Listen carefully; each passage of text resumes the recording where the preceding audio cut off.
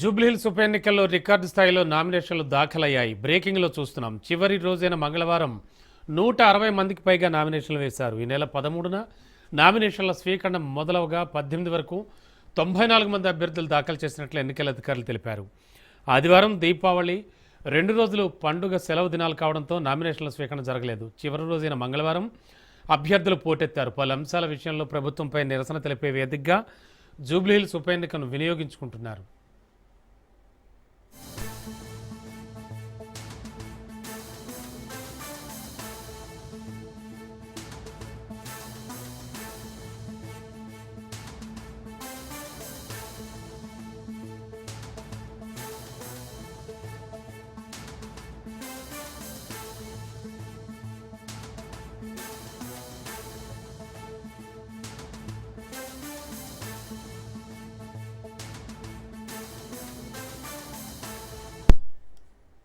ఉదయం 11 నుంచి మధ్యాహ్నం 3 గంటల వరకే నామినేషన్ల దాఖలకు అవకాశం ఉండడం, అభ్యర్థులు పెద్ద సంఖ్యలో రావడంతో అధికారులు టోకెన్ విధానం ఏర్పాటు చేశారు. నామినేషన్ వేసేవారికి ముందు టోకెన్ ఇచ్చి అనంతరం నామపత్రాలు స్వీకరించారు. 188 మందికి టోకెన్లు ఇచ్చారు. రాత్రి 2 గంటల వరకు 160 నామినేషన్లు దాఖలయ్యాయి. ఆ తర్వాత కూడా ప్రక్రియ కొనసాగింది. దీంతో మొత్తం నామినేషన్ల సంఖ్య 250కి పైగా నమోదయ్యే అవకాశం ఉంది.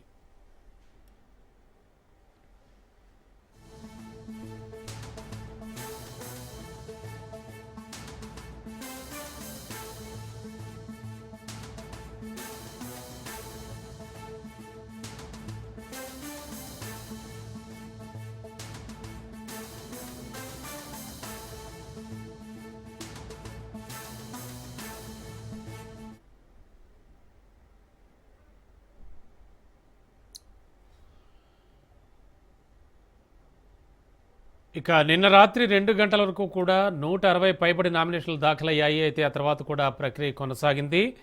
మొత్తం నామినేషన్ల సంఖ్య 250కి పైగా నమోదయ్యే అవకాశం ఉంది అంటున్నారు.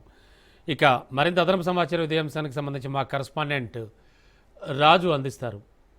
రాజు, ఓవరాల్గా జూబ్లీహిల్స్ బైపోల్కి సంబంధించి చాలా వరకు నామినేషన్లు దాఖలయ్యాయి అంటున్నారు రికార్డు స్థాయిలో.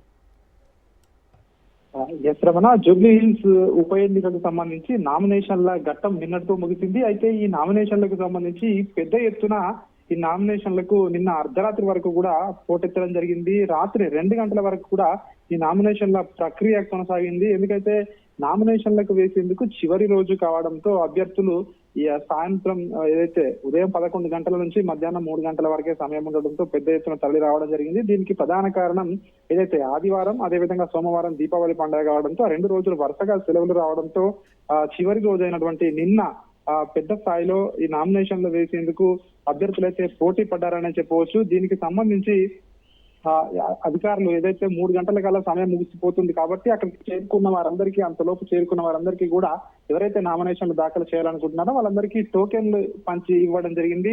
సో ఆ టోకెన్లు ఇచ్చి ఆ టోకెన్ల వారీగా కూడా అవన్నీ కూడా రాత్రి నామినేషన్లు కంప్లీట్ అయ్యేసరికి అర్ధరాత్రి 2 గంటల వరకు కూడా 160 మంది నామినేషన్లు దాఖలు చేశారు. ఆ తర్వాత కూడా ఈ యొక్క అర్ధరాత్రి తర్వాత కూడా ఈ ప్రక్రియ కొనసాగిందని చెప్పి అధికారులు చెప్తా ఉన్నారు. దీనికి సంబంధించి ఏదైతే ఇప్పటి వరకు కూడా నామినేషన్లు వేసిన వారందరూ కనుక చూసుకుంటే 321 సెట్లు టోటల్ సెట్లు నామినేషన్ దాఖలయ్యాయి. 211 మంది నామినేషన్లు వేశారని చెప్పేసి కూడా రిటర్నింగ్ అధికారులు చెప్తున్న పరిస్థితి కనిపిస్తా ఉంది. నిన్న అవన్నీ కూడా నామినేషన్లు వేసిన తర్వాత అందులో 117 మంది నామినేషన్లు వేసినట్టుగా కూడా అధికారులు లెక్క అయితే తేల్చడం జరిగింది. 194 సెట్లు నిన్న ఒక్కరోజే దాఖలయ్యాయని అధికారులు చెప్తా ఉన్నారు. ఈ రోజు నామినేషన్ల పరిశీలన ఉండబోతా ఉంది. ఈ నెల 24వ తేదీ వరకు కూడా నామినేషన్ల ఉపసంహరణ, శుక్రవారం వరకు కూడా నామినేషన్ల ఉపసంహరణకు గడువు విధించడం జరిగింది. నవంబర్ 11వ తేదీన ఎలక్షన్స్ జరగబోతా ఉన్నాయి. 14వ తేదీన కౌంటింగ్ జరగబోతా ఉందని ఇప్పటికే ప్రకటించినటువంటి షెడ్యూల్ లో ఎన్నికల సంఘం క్లియర్ గా స్పష్టం చేయడం జరిగింది.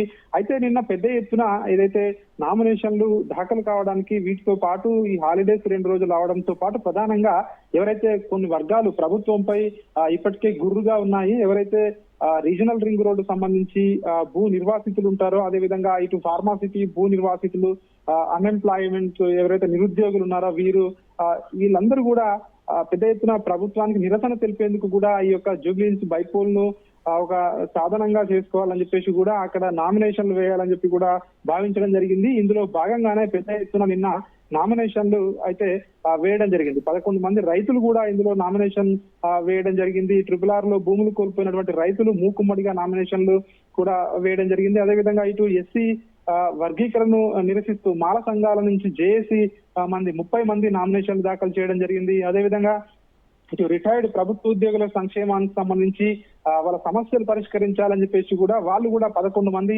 నామినేషన్లు దాఖలు చేయడం జరిగింది.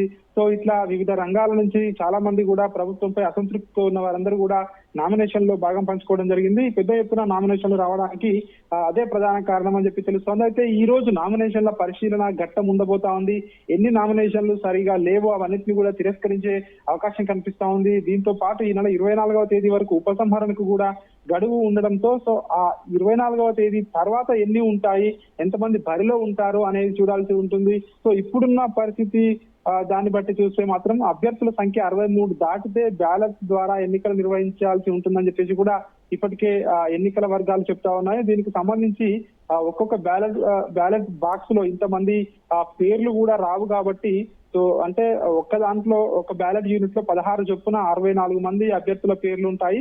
నోటా మినహాయిస్తే 63 మంది అభ్యర్థులకు మాత్రమే అవకాశం ఉంటుంది. కాబట్టి ఒకవేళ ఎక్కువ మంది బరిలో కనుక ఉపసంహరణ గడువు తర్వాత ఎక్కువ మంది బరిలో ఉంటే ఖచ్చితంగా బ్యాలెట్ పేపర్ ద్వారా ఎన్నికలకు వెళ్లే అవకాశం ఉండొచ్చు అని చెప్పి కూడా కొంతమంది ఎన్నికల సంఘం అధికారులు చెప్తున్నటువంటి పరిస్థితి కనిపిస్తా ఉంది. ఏది ఏమైనప్పటికీ నిన్న మాత్రం పెద్ద ఎత్తున నామినేషన్లు మాత్రం దాఖలు కావడం జరిగింది. దీనికి సంబంధించి అధికారులు అయితే నామినేషన్ల లెక్కనైతే అధికారికంగా ప్రకటించడం జరిగింది. 321 సెట్లు దాఖలు అయ్యాయి. 211 మంది నామినేషన్లు దాఖలు చేయడం జరిగింది.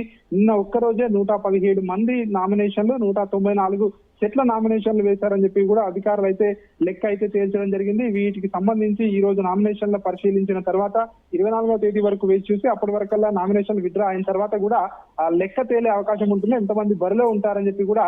దీనికి సంబంధించి ఇప్పటికే ఒకవైపు ప్రధాన పార్టీలు ప్రచారాన్ని ముమ్మరం చేశాయి. ఇక ఈ నామినేషన్ల ఉపసంహరణ శుక్రవారం తర్వాత ప్రచారం మరింత ఊపందుకునే అవకాశం అయితే కనిపిస్తా ఉంది. Ramana. Okay, thank you Raju.